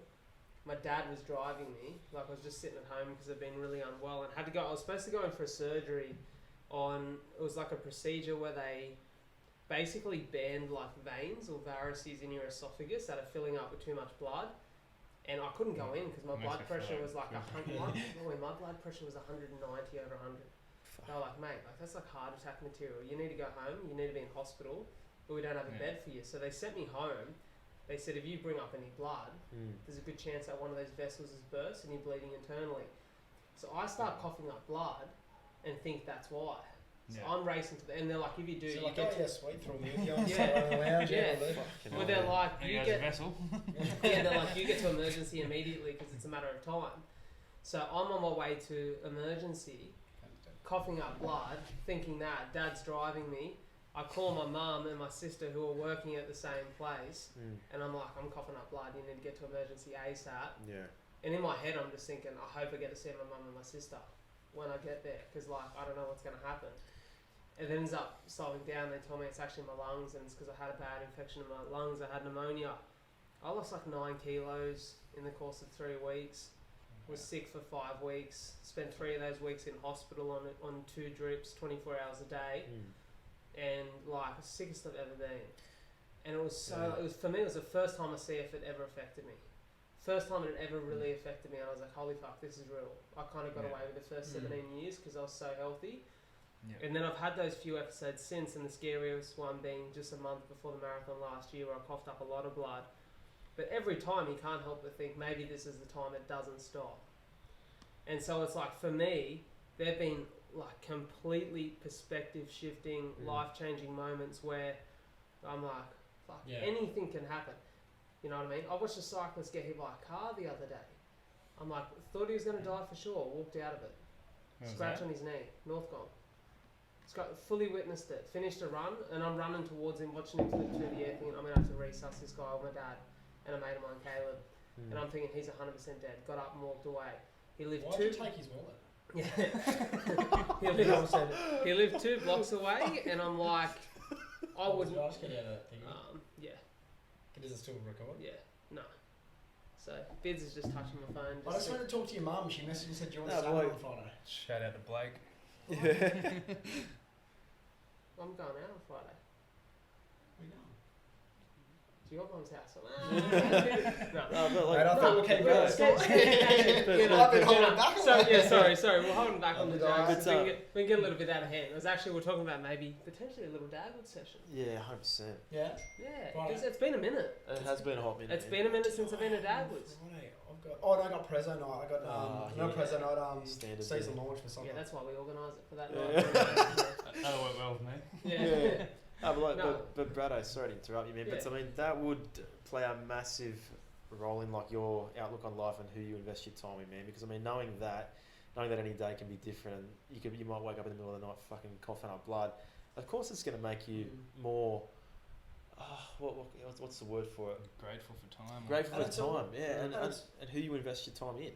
And I That's the think for thing. me, like I look back at it and I look at my goals and like I keep saying it because it actually had a really big impact on me. Is that Matthew McConaughey book Green Lights? And I'm like, Yeah. I look at that guy and he's lived an incredible life. As, And I think far out. Like I'd like to get to that age where I look back and I think, you know, if my life was a book right now or a movie, I'd like to think that someone's sitting there smiling, Yeah. crying, yeah, like sharing the crazy emotions that I have throughout my time Yeah. and thinking, bloody hell, this is a good story. Yeah.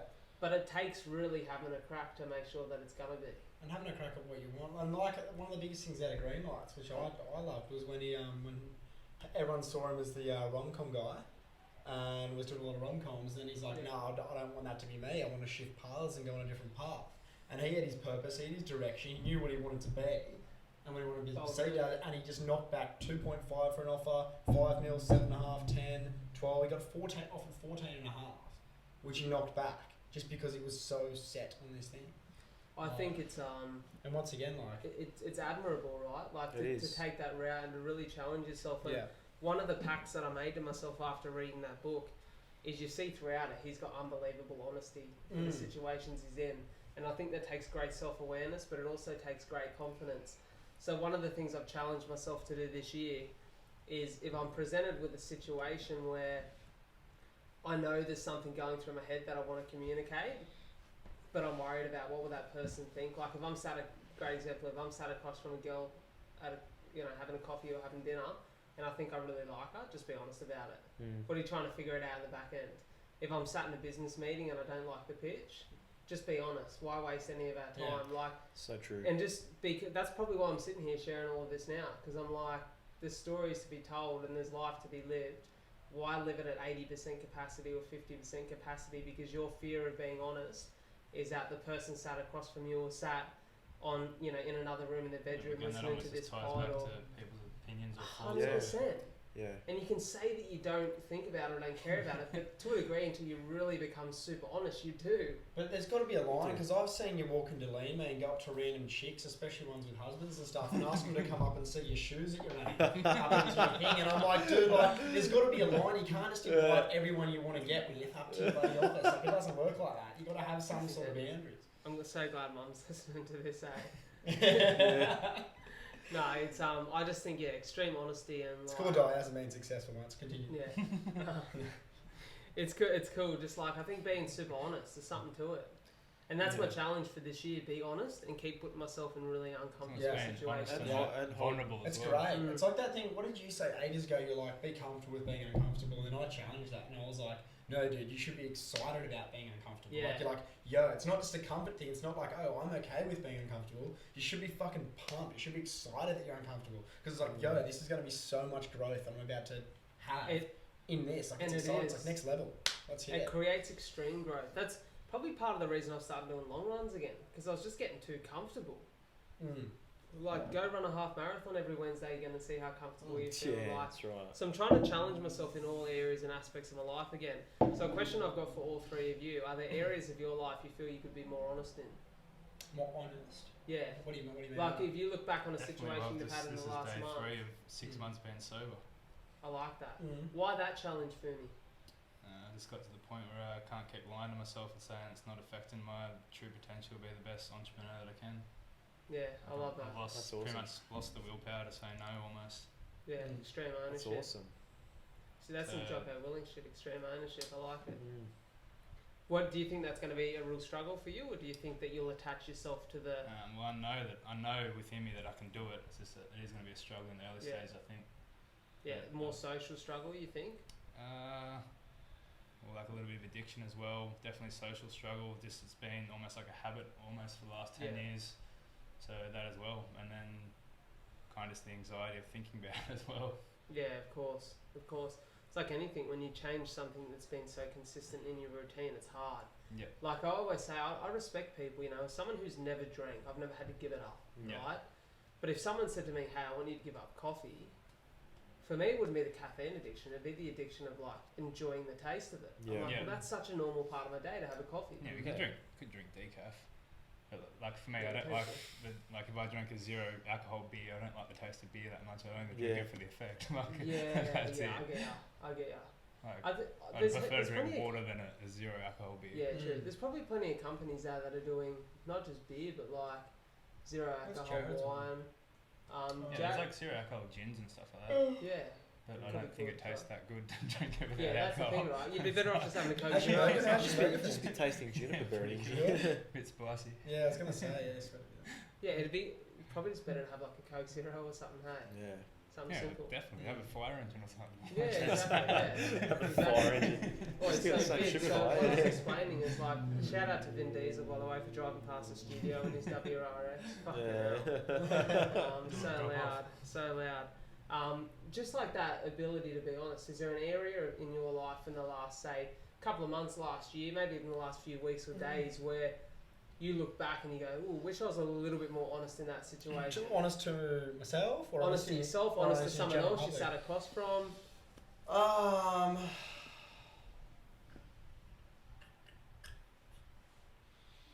No, I've always been so, like, you know, man, I've always been so upfront and honest with a lot of stuff. There hasn't been anything that I believe that, like, I don't know, lying will put you in a corner, like. Yeah. I don't think it's always lying though. No, so my thing is, it's not always lying, but sometimes accepting. I know what you're trying accepting to the get consequence of pure honesty. So, like, okay, great example, right? Let's use a date hypothetical, right? You sat across from someone in a date, you really like them, you're trying to figure out any date, right? Any date. You're really trying to figure out something about that person. Let's say it's a third date, for example, right? You're on a third date, you sat across from someone, you really like them, you see some opportunity there. You're trying to figure out whether they like you or whether there's an opportunity, right? So you sit there all night, just trying to assess what they're saying, where they're at. Trying to figure out when you can tell them you're running How quickly they text you back. How much is this steak? $42. Yeah. Speaking of 42. 42 for CF. That's what they're like. It's not $42. It's 36. That's when I started to feel some real pain. 36. But no, like that thing of like sitting there and you're trying to figure out and you're like, oh, maybe I'll see how quickly they text me after, or like, just fucking tell them you like them. I think that's I think it's like one of the things you think about too much. It's more like a feeling or like intuition almost. Yeah. I don't think I've ever had to think about it. Yeah, what about like that honesty? Like just being like really honest about intuitions and feelings. I think if you can, sorry, Beats, go on. No, I was just saying, I was just agreeing. Like, I think that a lot of people out there are just upfront to some extent. Some might be slower about being upfront, but I think most people do. You know, like you'd be lying to you, so you're just wasting time if you're just fucking around. I think you got to be a pretty good judge of character as well after the third. I mean, after the third date, you kind of get a grasp of what this person's like. Got a question. Yeah. I was chatting to Ferns about this today, and I saw a little. Was with Joe Rogan, and who was the other dude? I don't know. I can't remember. Some other, and it was they were talking about like how players out there, a lot of chicks are like, this dude's a player, this guy's a player, they just come and fuck me, they don't talk to me anymore, they ghost me, blah blah blah. Oh, do you guys like go have a wank or something before making any important decisions? Like if you're gonna, let's say you're making a big important decision, like how many times, I don't know, for me, I've been like in situations where you're like, and I've had friends and I've had people that have been like, I don't know, breaking up with a chick or not into a chick, and then they end up having sex and they're like, oh, I like him again. And it's that thing, and I'm like, make sure you whip off before you go and make a decision. Because if you don't do that, like how many times? Because this is the way I look at it, and this is going to be very controversial. I'm not saying you standing ladies out there in a bad way or by any means, but at the start you might have like, let's say, when you're just fresh off a wank, you're feeling good, and then your mind is so clear. Like it's, I don't know what do they call the thing? It was like that. Post-natal clarity, right? You're just so clear. Everything. You're not on honey. Like you're sweet. But then the longer you leave it, from the time you've either had sex at a wank or whatever, things start becoming more appealing. Like it's like being drunk. My species must go on. Like people seem more attractive. Things might happen, and then you might have sex with said person that you thought at the time was attractive because you haven't had a wank in a while. Then once you've finished having sex, you're like, Was that the right decision? I don't really want to pursue this anymore. My mind wasn't clear. And it's no disrespect to them, but they look at us like, oh, you're a player, you did this, you had sex, you're not keen anymore. No, it's not that at all. It's just that, postnatal fucking... I think it's just trying to take control of like your DNA. Yeah, it's about self-control. I think, you know what I think? It's just pure like thinking with your dick instead of your head. Yeah, that's right. But here's the thing for me, right? For me personally, I'm someone who's probably probably more so because of what I've spoken about just here before. Like, I kind of look more so for really deep, like genuine connections before I think about attractiveness, because I've been burnt enough times where I've kind of gone for someone who's attractive and just realised that the personalities and the situations just don't match at all. Yeah. So for me, I'll probably never find myself in that situation, because before I'd got there, I'd figure out whether there's genuine... Yeah. But this is the thing, dude. This is the thing. In your head at that time, you do think this person is amazing. You do think this person is all these things. Like, your mind genuinely... You're not lying. Your mind genuinely believes these things about that person. Yeah. Then you have sex, and things change. Like, it's not, you know what I mean? Like, it's not like, it's not like you're lying. Like, you generally, like, believe that your mind believes it. But here's it's like the you're question, drunk right? and then you get so become sober. let's say you're sitting, let's say you're sitting across from that person, right? And you think, you haven't slept with them yet. And you go, genuinely think this person's amazing. Yeah. I think it's almost impossible though to have sex with them and then think, oh, they're not that smart. Yeah. Their personality isn't that good. You're not going and like... No, but that's pure attractiveness. Yeah. That's what that is. That's pure attraction. That's pure, like, primitive attraction, sexual attraction, physical attraction. Neanderthal, primitive. That's the thing that could change, right? That's the thing. Sound effects. You know what though? Like, one thing I will second Brad on is, like, if I'm on a date with a chick, I'm very open with people, and like after first, second, third dates, I like having those deep conversations, I like touching on those deeper subjects, because I think you find out more about a person. Like, I like doing as much research as I can on a person before I even before LinkedIn. Before I invest more time in it, because like we talk about how valuable that time is. Like, I find, like, if I'm reading the fuck out of this person. Like, first date, second date, third date, I'm trying to read this person, get a grasp on what they're like. Because I'm at that age. I'm not age. Fuck, I sound like an old man. But like, I'm at that stage in my life. I'm at that stage now where it's just like, fuck, whoever I bring into my life, they got to bring one value. Like, two, I'm looking at this girl because I obviously want a future with her. But 100%. Like, maybe Steffi and I just rule gentlemen. No, I'm not saying that, dude, because but this is the thing, dude. Like, I've met some of the most amazing women that I couldn't fault. I couldn't say one bad thing about them, but I just wasn't 100% there. And it's like those things.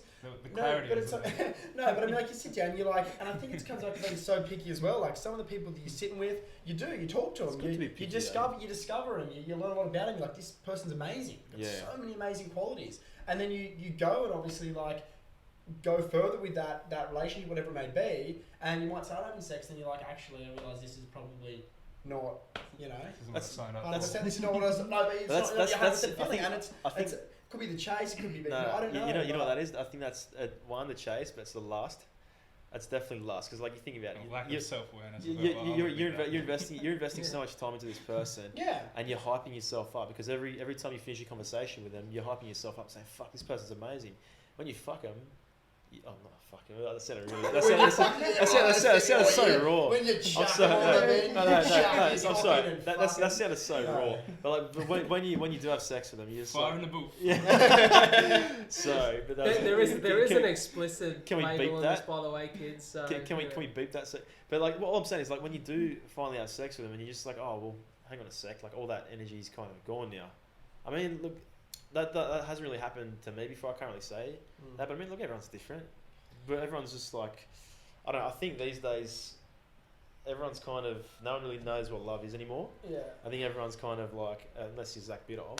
But, I mean, you know what I mean. Like, everything's so temporary these days. People have forgotten how important. I think it might be coming back. Sorry to cut you off there. That's a good thing. Being honest. Okay.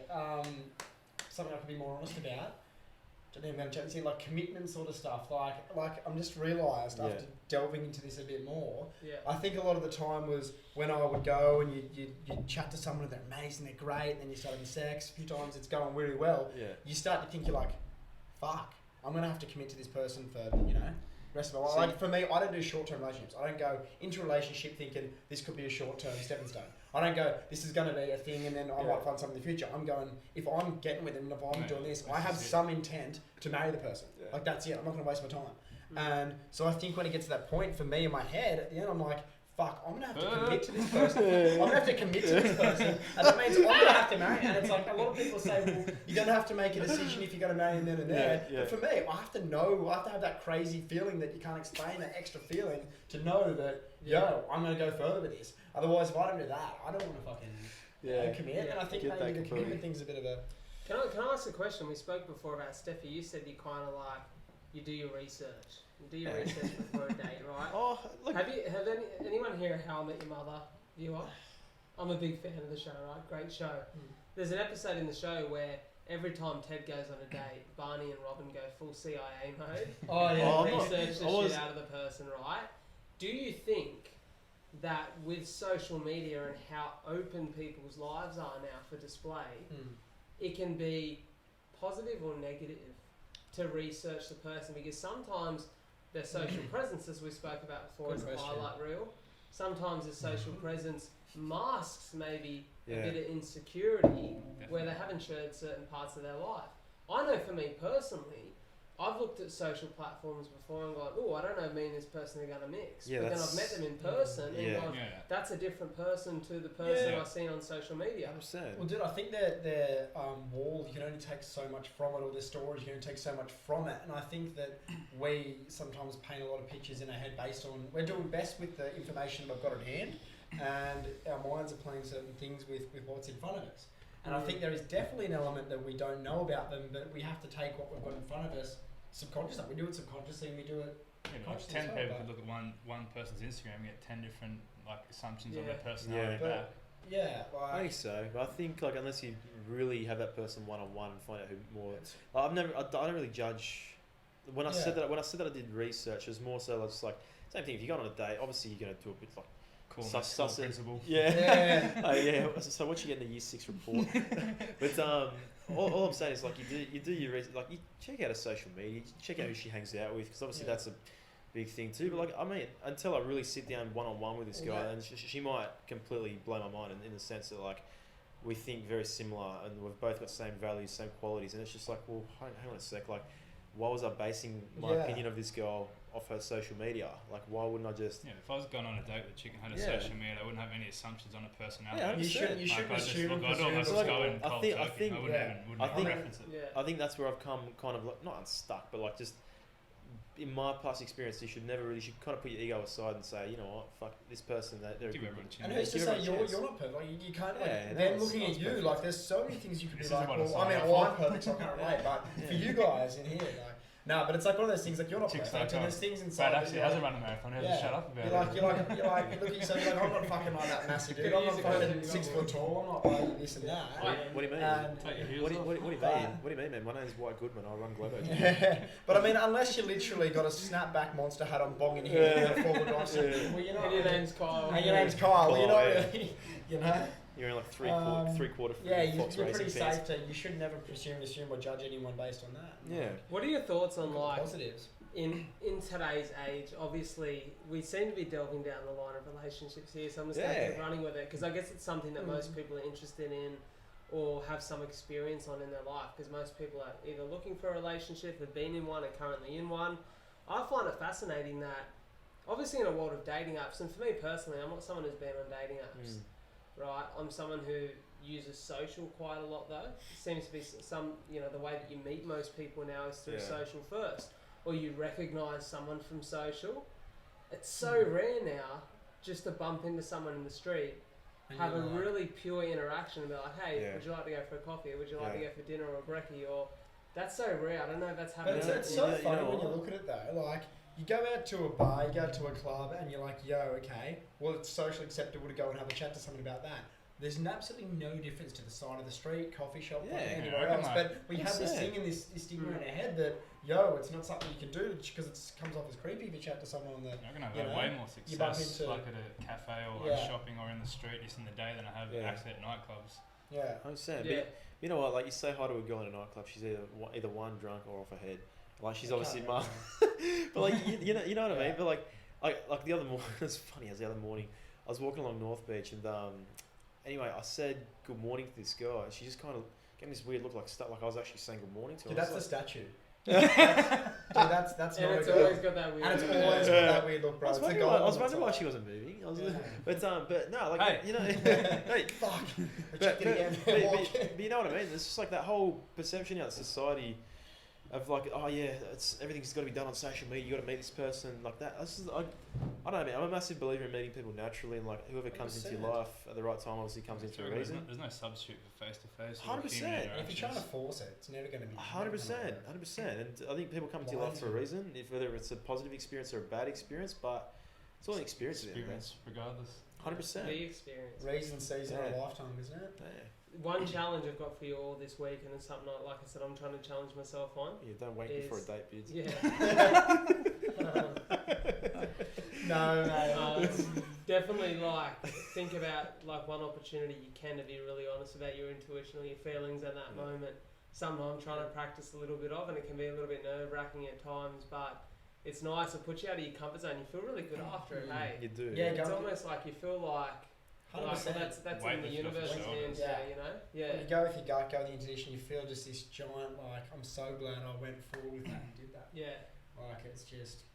Yeah, Let's it's really pivot good. from relationships for a second.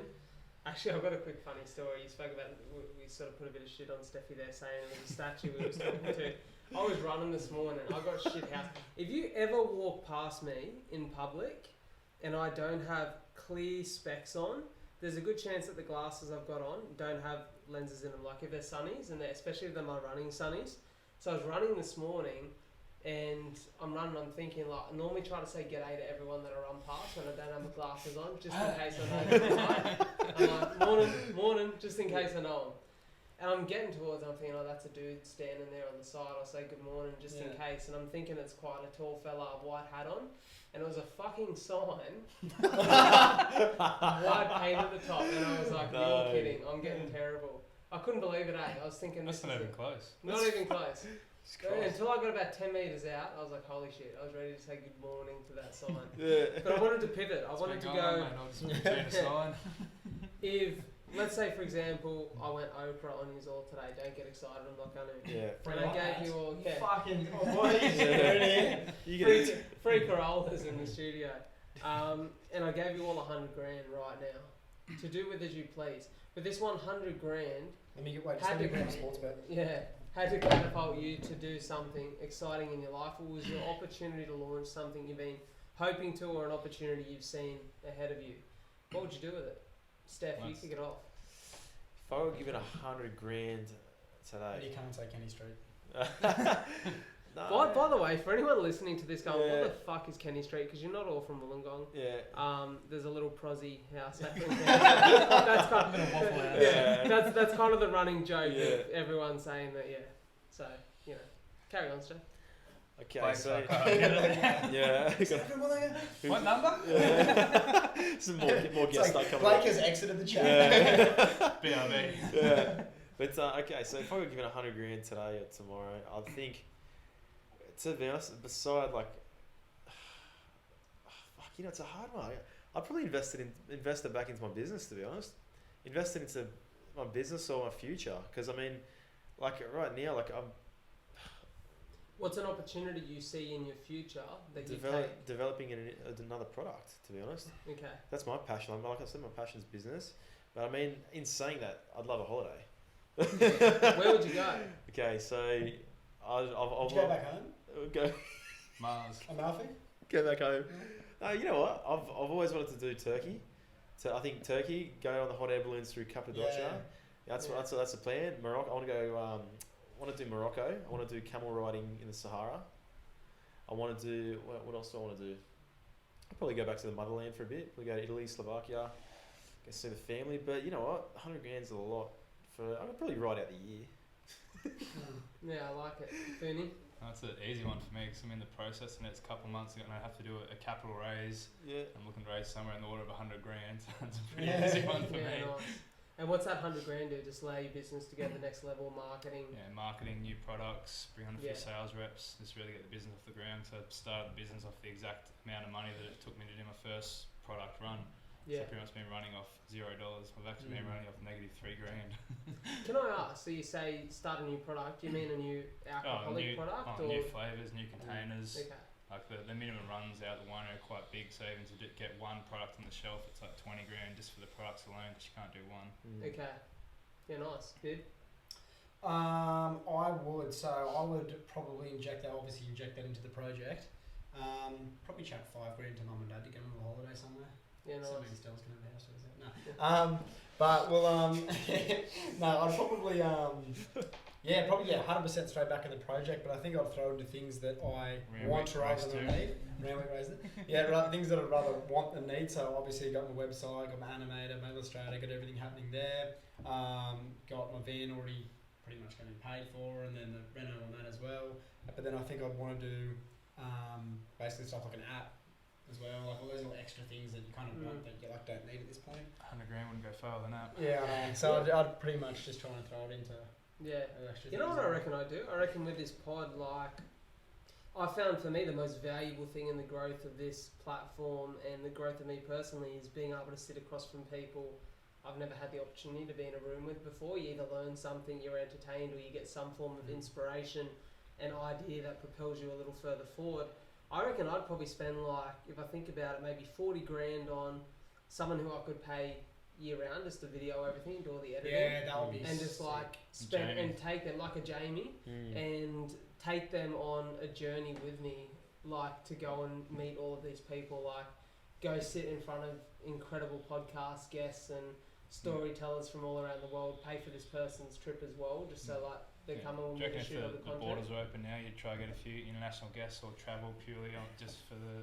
I don't know if try I'd to go innovate? international immediately just because of the financial barriers, but I think what I'd definitely be doing, and one thing I'm looking to do in May is, so disclaimer, my house is on the market at the moment, so once I get some money through from that sale, one of the things I won't be spending a lot of money on, but I'll be allocating some funds to going down to Melbourne and eventually going up to Goldie or Brizzy just to shoot with some people who are out of my area. Now you go, okay, Zoom, you can connect with those people now, and I've connected with people from all over the country, New Zealand, the UK, and a guy in the US, 2 guys in the US, and it's great, but it's not the same as being sat across from someone face to face. There's no It's this substitute for human beautiful interaction. connection. You've seen it, Fooney. Like, we travelled up to Sydney together when I shot with Jordan Simi and Scope, and they were great connections. We had really good time, had a great laugh. There were definitely a few amazing things outside of just the podcast episodes themselves that come from that meeting and those chats. And the great thing is when you sit across from someone face to face, the energy is insane, but you also then start to get introduced to their network and things in their life. You know, you're sitting there, they bounce ideas in the comfort of their home or their studio or their space. All the stuff. They introduce you to people. Sorry, Jack, I'll sort of then Yeah. before I forget. When you, I guess, host an array of amazing talent that's sort of coming on your podcast, do you look at them as just another person walking on the street, or how do you view them? Do you look at them as like they're someone of, I guess, higher in a sense, or how do you, when you're sitting there chatting across, I Larry mean, like, King talks about, like, he doesn't do any prep for any guest ever. like, Yeah, I'm you just just, saying you just that. look at them like they're another Joe Blow. Not like, with respect, Yeah. but do you look at them like, hey, you're just another dude that killed it? Like, do you Yeah. feel like, you know what I It's mean? funny you ask that, and it's funny you say that too, Finney, about Larry King, because I didn't know that about Larry King, but I'm very similar. The one thing that I love about the podcast is people ask if I get nervous when I sit behind a mic in front of someone. No, because this is my show. This is my opportunity to voice who I am. It's my house. It's my yeah, exactly. I'm It's the my, boss it's of my this house. reputation that comes Take with shoes the off. mic. Exactly, and I'm like, so for me, when I'm sitting across from someone, they're just another human being, right? I don't do too much research outside of the fact that I want to make sure that the person sitting across from me, I believe in who they are. The reason I want to believe in who they are is because I'd like to think that any show that I put out has the opportunity to go viral and spread to the world. If I've got someone sitting there that's spreading a really negative or shit message, and someone from the podcast takes that as gospel and runs with that, that could really push their life in the wrong direction. So I like to know the integrity of the person, their reputation is good, it's intact. But really, for me, I'll go, okay, bid, here's this dude doing this project, here's what he's about, cool. I'm not going to research too much of it because I think a lot of the gems and a lot of the gold comes from the curiosity of just a natural conversation. 100%. And I know some of my best conversations outside of the podcast, just in life, are those gems where you sit in front of someone and you just start to learn about them and you just got this incredible curiosity to dive in deeper on certain things they say. And you know when you're having a conversation, you want to talk about the things you love and you're passionate about. That's going to come through when I ask them questions anyways, and they're going to lead the conversation in that rate. As we've joked about, if someone sits in front of me and says, tell me about your life, probably one of the first things I'm going to tell them is the 42 for CF stuff, because for me it's something I'm super passionate about, it's something I love. I'm probably not going to bring up about like, you know, what cereal I ate for breakfast or like just shitty little things that don't matter too much to me. Yeah, frozen bananas, peanut butter and poached eggs. Get around it. But yeah, I think for me, like, it's just natural curiosity, and so it's, I don't see them any differently to me. I know that everyone has the opportunity to become incredible human beings if they back themselves. I think we're all a just... quote from Einstein, he said curiosity, or he reckons curiosity is more important than natural intelligence. 100% couldn't agree more. I agree. 100% couldn't agree more. I listened again today, like, I find myself going back, and it's probably similar with books and movies for people. I find podcast episodes, books, movies that I like, or characters or people that I like, and I go back and just watch them and listen to them and absorb them a couple times. And a guy that I've gone back to a couple times now to listen to is Jamie Foxx with Tim Ferriss. I've listened to that twice as well. And it's fascinating. Like, it's for him, again. that's a dude with crazy perspective, right? He speaks about being a black dude in a community racially like profiled, like crazy. But like his grandma just taught him to like put that behind you, be there, just be present, be you. People will love it, respect it. Yeah, insane. And like hearing his story, it's such a talented guy, but he has this unbelievable humility. He has incredible confidence, and I love hearing him as a storyteller because I'm like, repertoire of skills. Yeah, just does, like if there's a bloody guy who's going to define an all rounder. ooh, hey, like When you got Andrew Simons, yeah. he killed it back in the day, but When you're like Jamie Foxx, Takes singer, out streakers. comedian, actor, musician, like he's insane. Kermit Defro. Yeah, I reckon the only impression I've attempted on the pod is George St. Pierre. Like Let's try to do his. When I was with the Couch Critic boys, we're talking about his accent. I find it so funny. He's French Canadian, and he's like, I was bullied as a kid. He's got the weirdest accent. It's so funny. French Canadian. But yeah, Jamie Foxx is so talented, and I think he's just. You can see with him, some people like to put up this facade that there's something different, and maybe that helps them or it drives them, or you know, maybe like a guy like an MJ who was quite stiff and tough and sort of like really like a rigid character. I'm the greatest. That's something that allowed him to get through that and believe that, and you know, I think it's just in it feels a profession as well. It's kind of you got to carry yourself a little bit different. Yeah, 100%. Like MJ couldn't have the should be right approach kind of at the top level of any sport. I don't think you really can. No. Yeah, it's interesting, isn't it? I think as opposed like a stand-up comedian obviously can't take themselves too serious like that. I reckon, you know, it's a real skill being able to take the piss out of yourself.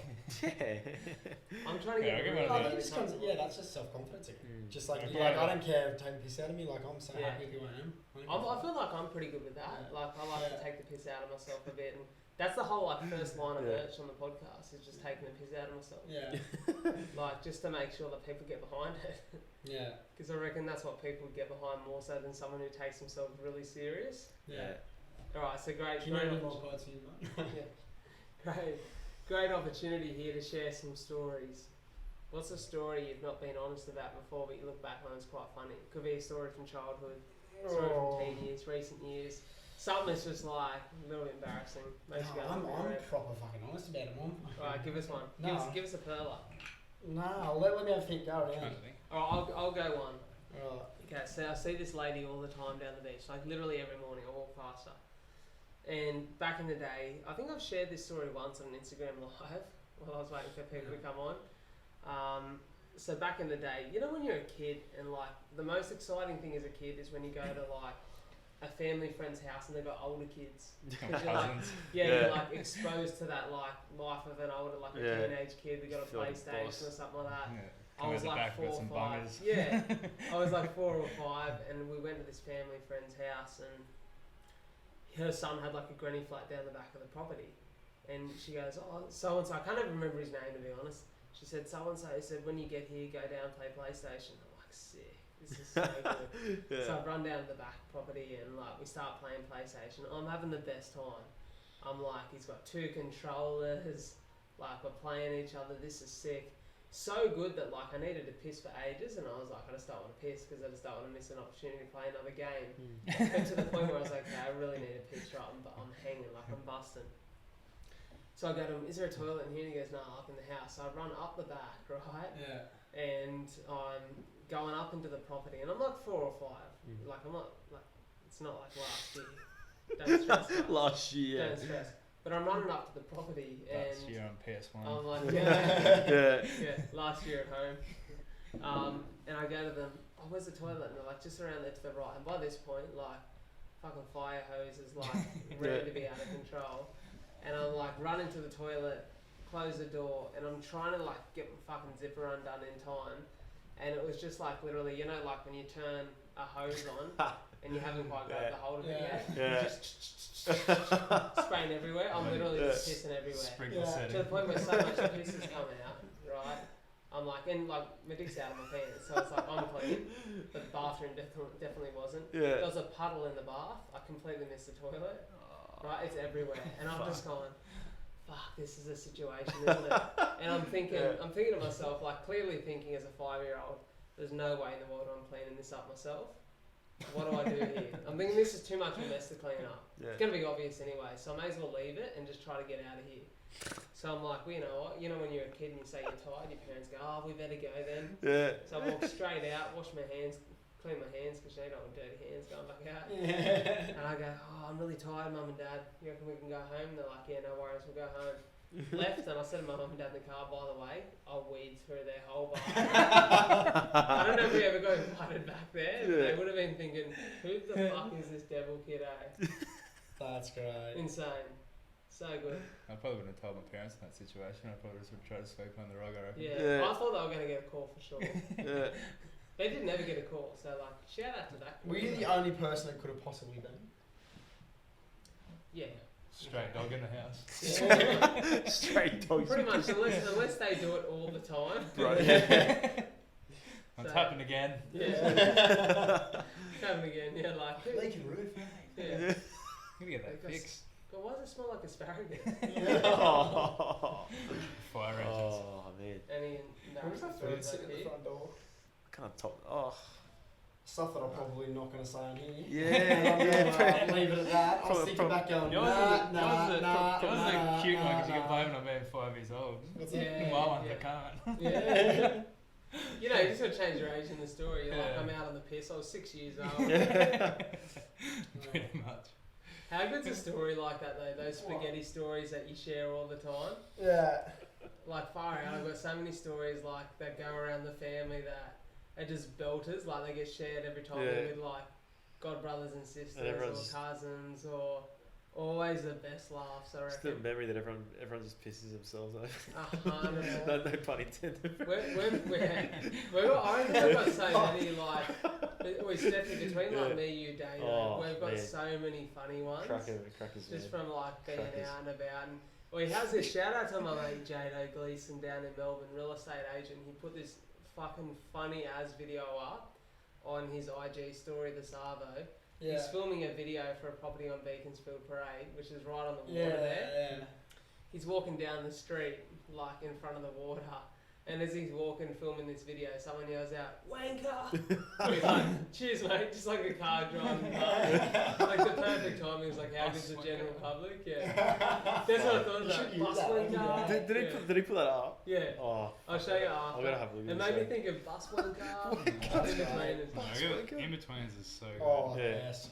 I reckon one of the funniest TV series ever made, and it's just devastating that it was based around like these teenage kids, and they just got too old to play the roles. I reckon that's literally why they had to stop, because I was getting Well, tired. yeah. In betweeners, yeah. Yeah. Yeah. That's like the Like, movies. you couldn't bring in new characters. Like, Nah, you fuck could, no. Those no guys. one, like, no one could No. play them how they are as themselves. Yeah. I reckon they're and they're like genuinely, you can picture it because like everyone had that type of kid at high school. Yeah, everyone had a J in their Yeah. class. Yeah. The dude that made out that all the chicks forgot no. Come to Australia, he's living in a fucking tent. Yeah. Well, it's like Billy Madison, that scene we always talk about. I know from experience. Yeah, No, it's- you don't. No, you don't. Yeah, but You again, imagine. But a guy that I know knows. No, he doesn't. But yeah, but imagine. that Veronica Vaughn is one fine piece. Ace. That's one thing I'll He's say like, is oh, we've got dude. some Fucking great pearls. analogies, like movie analogies and like nicknames for people. Pearls. Yeah. And we tend to find those nicknames for people in Steph's life. I find that, like that we honestly do that. Like Oh, there's we always a do. weird tie between We like a do. movie character Yeah. and like in someone in your life, whether it be like maybe someone 100%. you're interested in, a mate, someone Yeah. at work, like 100%. it's so funny. I always I reckon relate that's it back. I reckon Oh. that's great. Well, boys, we've been nearly gone for Yeah.